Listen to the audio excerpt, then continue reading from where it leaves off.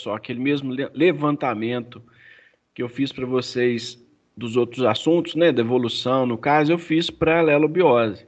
Então, dentre as matérias da biologia, a que mais cai no Enem é a ecologia, né? E dentro da ecologia tem todos esses temas aqui, ó.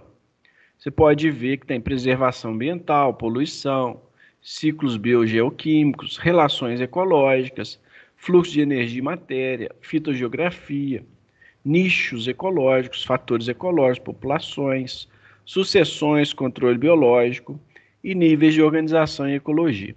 Então, nessa aula de hoje, a gente tem um tema chamado alelobiose, que é exatamente esse aqui, ó, relações ecológicas, tá? Então, alelobiose são as relações ecológicas, ok? Tá aí, você pode ver que em 10 anos de Enem foram 66 questões. Das 66, 9 de relações ecológicas, quase 15% delas, tá? Então é o primeiro, segundo, terceiro, quarto. Quarto tópico de ecologia que mais cai, sendo que ecologia é a matéria que mais cai no Enem, tá? E dentro de alelobiose, a gente vai ver na aula de hoje, tem vários assuntos. A de competição e predação são as que caem, tá? Então, todas as 9 questões foram questões desarmônicas e, dentre elas, tá? A competição e a predação. Só repetir essa partezinha aqui. Está aqui representado. Joia. Então, tá feito o levantamento para você aí. Fica fácil agora de você direcionar seu estudo, né? Então, vamos, ó. Relações ecológicas. A alelobiose corresponde, então, à relação entre os seres vivos. Então, algumas dessas relações são intraespecíficas, enquanto outras são interespecíficas, tá? Intraespecífica significa aquelas relações chamadas de cenobiose, que são entre indivíduos da mesma espécie. As interespecíficas, também chamadas de aloiobiose, né? O aloio aqui significa diferente, né? Seno significa igual ou semelhante, tá? Intraespecífica e aloiobiose interespecífica.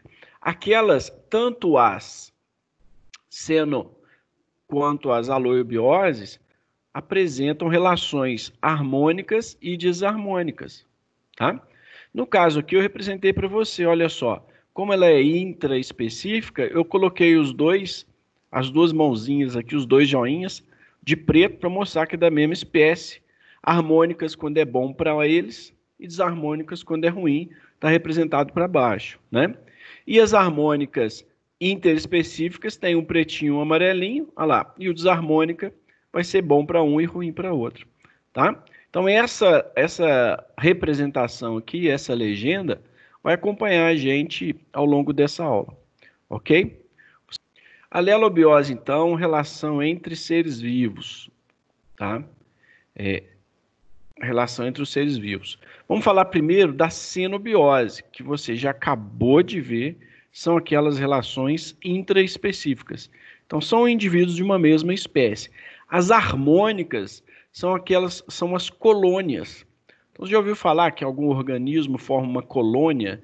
Então, ele está se relacionando com outro organismo da mesma espécie, né? E geralmente provenientes de uma união anatômica, uma união física, união mecânica, fica um colado, emendado no outro, né?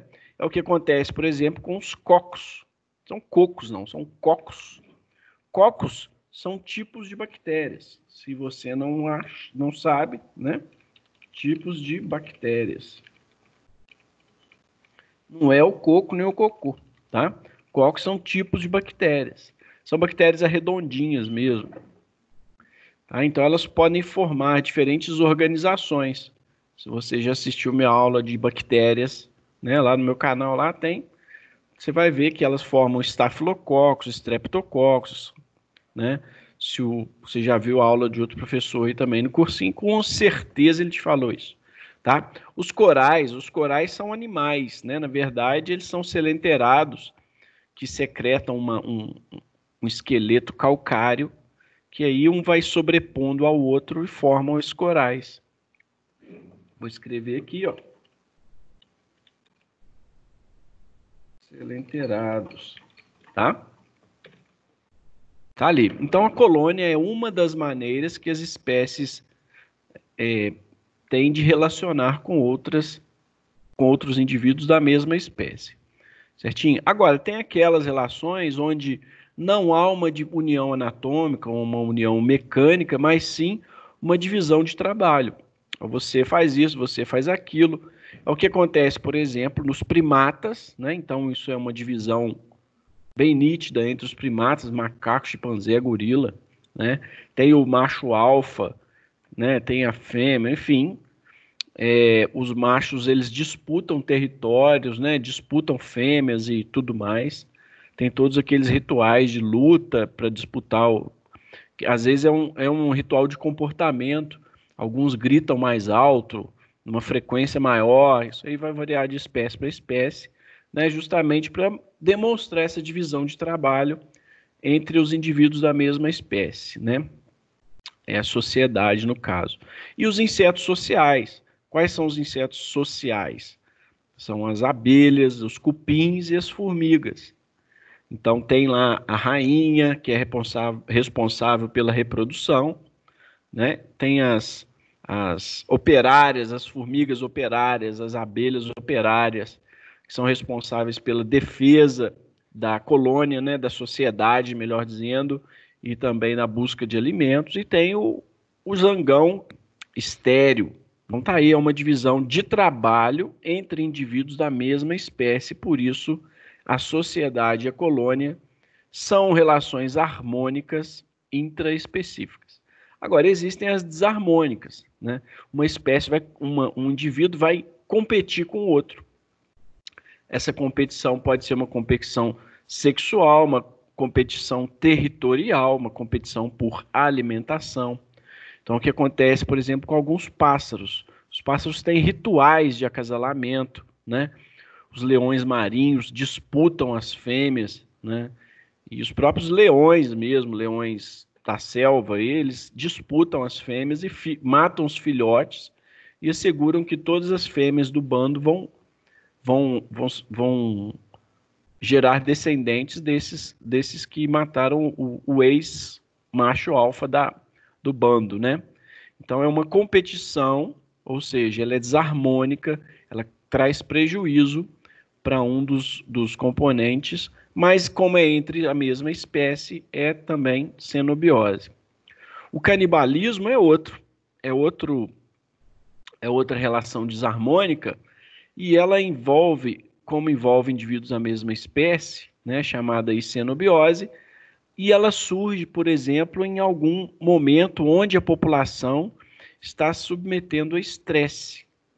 Então, por exemplo, tem visto recentemente aí nos noticiários que muitos ratos e camundongos da rua, né, que ficam na rua aí, foram vistos se alimentando do outro, né? Por quê? Porque com essa história aí da quarentena, né, ficar todo mundo em casa, a diminuição de lixo na rua diminuiu, então está faltando alimento para os ratos de rua, e aí eles desenvolvem essa manifestação de canibalismo, tá? Então faz parte desses roedores, os ratos, os camundongos, que tem uma quantidade certa de animais por metro quadrado, vamos dizer assim, uma certa densidade populacional. Se faltar alimento, um começa a comer o outro. Os gafanhotos também fazem isso, tá? Também são canibais, ok? Então são relações desarmônicas entre os indivíduos da mesma espécie. Geralmente o canibalismo surge com um fator estressante, como, por exemplo, a alimentação, tá? Já as relações não xenobióticas, mas aloiobióticas, ou seja, interespecíficas, né?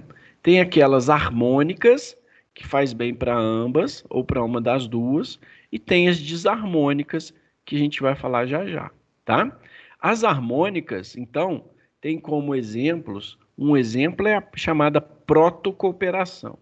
Protocooperação é uma relação facultativa. O que quer dizer isso? Quer dizer que a espécie não necessita obrigatoriamente daquela relação para continuar sobrevivendo.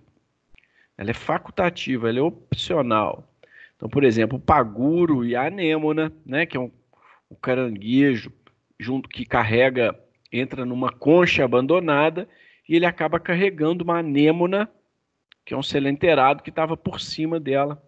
Então, com isso, ele transporta a anêmona para todo lado. Então, para ela, tem a vantagem de locomoção. E o paguro recebe proteção, porque a anêmona é um selenterado, ela é urticante, né? Ela é céssio, mas é urticante, então ele recebe proteção. Com isso, ela consegue explorar melhor o ambiente, porque ela se desloca, e o paguro consegue proteção, né? Também tem outras relações, por exemplo, o crocodilo e o pássaro palito. Então você já deve ter visto aí, o crocodilo fica com a boca aberta e um monte de passarinho se alimentando dos restos de alguma presa para esse crocodilo, tá? Então é uma relação que os dois vivem bem um sem o outro, mas também podem ser harmônicas, né? Fazem bem para o outro, mas é facultativa, como eu falei. O anu e o boi, o anu é uma ave que fica sobre os bois, os ruminantes, se alimentando de carrapatos, por exemplo. Então eles acabam livrando os ruminantes, o boi, né, do parasitismo desses animais, tá? Então a protocooperação é uma relação facultativa, tá joia? Agora, o mutualismo é uma relação obrigatória. Falou que é mutualismo, as duas espécies têm que ser beneficiadas. É para o bem mútuo, né? O bem de ambos. O que acontece, por exemplo, com os líquens? Os líquens são associações entre organismos fotossintetizantes, por exemplo, cianobactérias, que são bactérias, né? Algas, que são prototistas, elas fazem fotossíntese junto com os fungos, que é outra espécie, né? Então, entre esses fotossintetizantes aqui, a gente pode colocar algas, por exemplo, ou bactérias. Logicamente, não são todas as algas, nem todas as bactérias que fazem isso, mas a gente deixa representado ali com os exemplos que eu falei com vocês, tá? Os líquens, que são associações, então, entre esses organismos fotossintetizantes, têm neles capacidade de produzir matéria orgânica, de produzir a glicose, aminoácidos, né? E essa matéria orgânica é passada para os fungos, tá? Em contrapartida, o fungo passa umidade, passa água, passa proteção para essas bactérias ou para essas algas. Então, ambos se beneficiam, tá? Os cupins e os protozoários. Por que o cupim consegue digerir? Por que ele consegue digerir a madeira? Porque no seu sistema digestório tem protozoários ali que secretam enzimas, né, chamadas aí de celulase, que vão digerir a celulose. Então, é essa relação mútua que permite o mutualismo entre eles, né?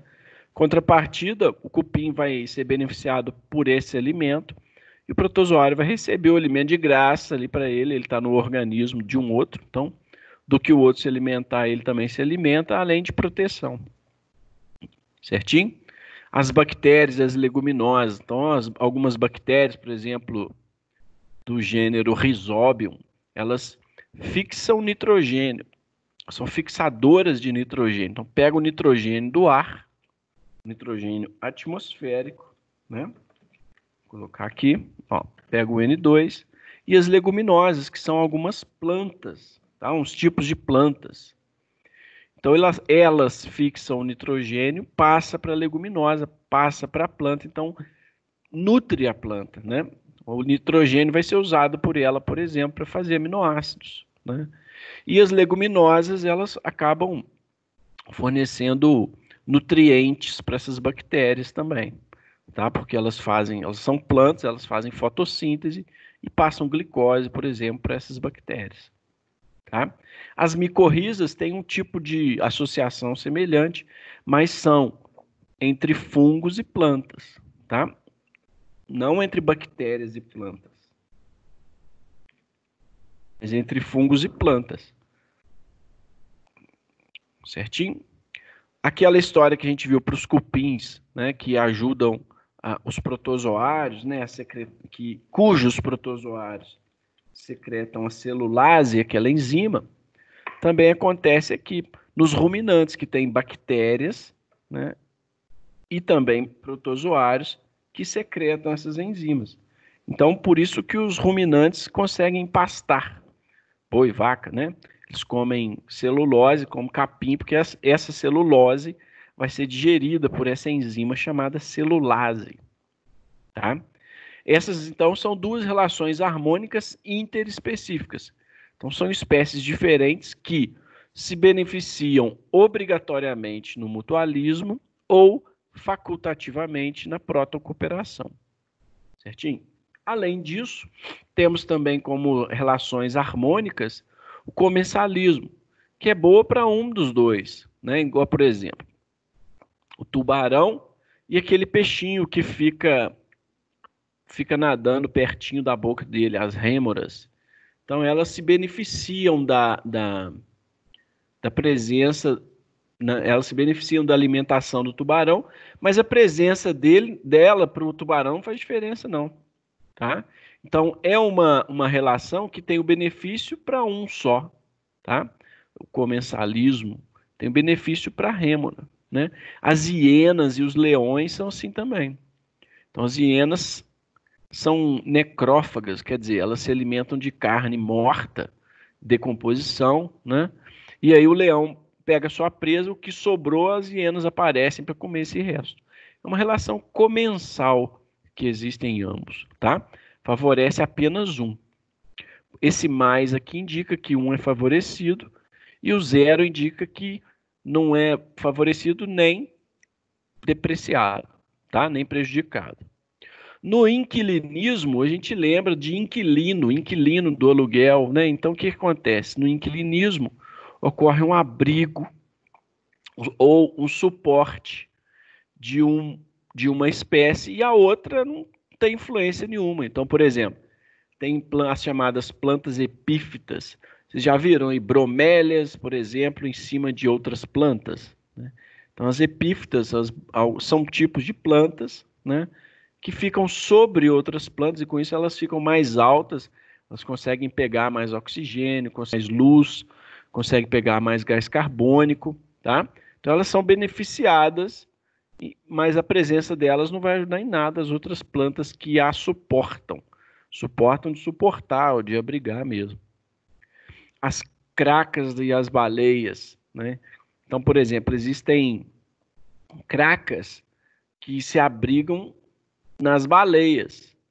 Então elas vão vão se deslocar, né, sobre as baleias.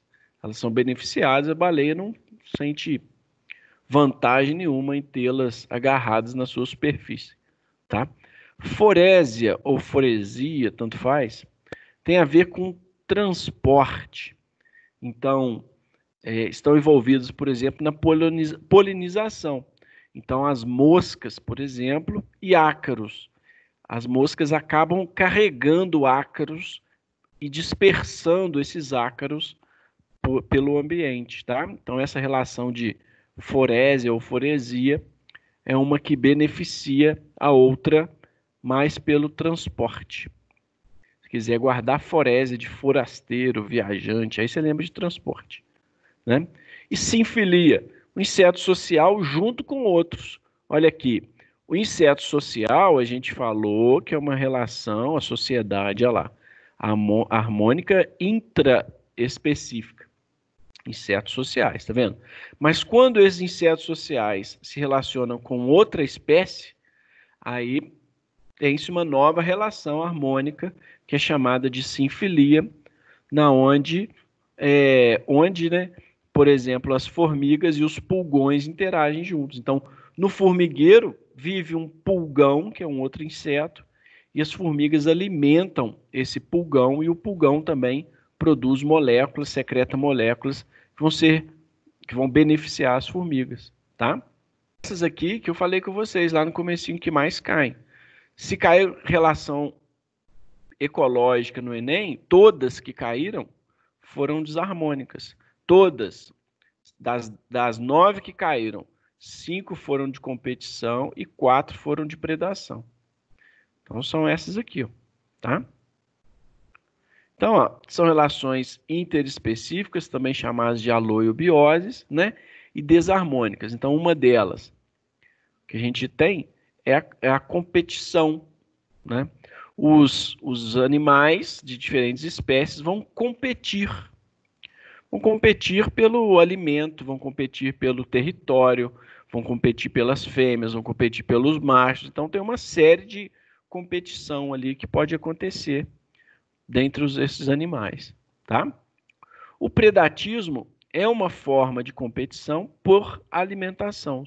Só que nela, o que acontece? Existe o predador e a presa. Então, uma vai ser morta, uma vai ser beneficiada e a outra não, com certeza, né? Então, entre o coelho e o gato do mato vai se alimentar do coelho. Então, há o predador e a presa.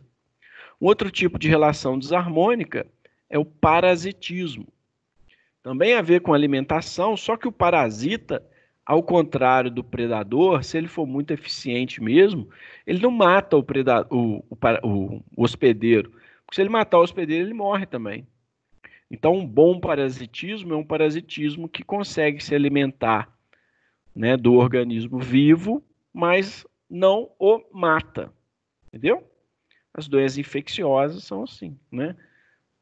As bactérias e tudo mais, as verminoses, né? São parasitismo. O próprio carrapato são ectoparasitas. Então, existem aqui os endoparasitas e os ectoparasitas. Os endoparasitas são aqueles que ficam dentro do corpo do hospedeiro. Vou colocar aqui, ó, endo e ectoparasitas. Tá? Os endo esse termo endo significa dentro, ou para dentro. E ectoparasitas são aqueles que ficam do lado de fora, carrapato, por exemplo, piolho, né? São parasitas aí. Então, predatismo também, parasitismo, acabamos de falar, certo? São os principais que caíram no Enem. Essas aí que eu acabei de falar com vocês, tá? Predatismo e parasitismo. Quer dizer que vai cair de novo, professor? Não, quer dizer que já caiu. De todas que caíram, foram essas duas aí, tá?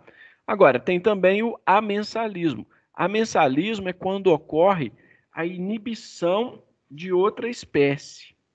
Como, por exemplo, você já escutou falar que a penicilina é produzida, que mata a bactéria, é um antibiótico, né? É produzida por um fungo? Então, é isso aí que é o amensalismo. Então, o fungo secreta moléculas que matam bactérias, tá? Fungo é fungo, bactéria é bactéria, são espécies diferentes. É uma relação que prejudica a outra, né? É uma relação desarmônica. Tá ali, fungos e bactérias. A maré vermelha. Na maré vermelha, você vai lembrar aí, é uma proliferação acentuada de determinadas algas, principalmente as algas pardas, né? Que elas acabam proliferando tanto porque naquele ambiente tem muito nutriente disponível, seja por esgoto, seja por alguma movimentação da água mesmo, e aí essa maré vermelha é resultante, então, dessa proliferação de algas meio que avermelhadas, meio alaranjadas. Mas aí elas proliferam tanto que acabam produzindo muitas moléculas tóxicas, muitas toxinas, e mata a maior parte das algas, das outras algas, das outras bactérias, protozoários que vivem naquele meio. Então, no amensalismo, ocorre a inibição, né, do crescimento, da sobrevivência dos outros seres vivos. Tá? No esclavagismo, é também chamado aí é quando ocorre um sequestro. Tá? Então, por exemplo, formigas de espécies diferentes, pegam os filhotinhos e carregam para a própria sociedade. Aí elas viram escravas naquela sociedade. Esclavagismo, para você gravar, você pode lembrar de escravo, de escravidão, escravismo, né? Algo parecido com isso. Pássaros chocadores, não tem, por exemplo, alguns pássaros que, quando tem um ninho, ele vê o ninho cheio de ovinhos, e aí a fêmea saiu daquele ninho, ele vai para lá, deixa o ovinho dele lá, junto com os outros, que não são dele, aí e vaza. Quando as fêmeas voltam, elas chocam os ovinhos dele. Olha que danado. Preguiçoso, né? Pássaros chocadores, tá? É outro exemplo de esclavagismo. Certo? Na camuflagem, olha o que acontece. Há uma relação ali onde o animal se assemelha com o ambiente, né? Então ele vai apresentar colorações, por exemplo, de advertência, né? Ou colorações mais clarinhas, por exemplo, colorações de advertência.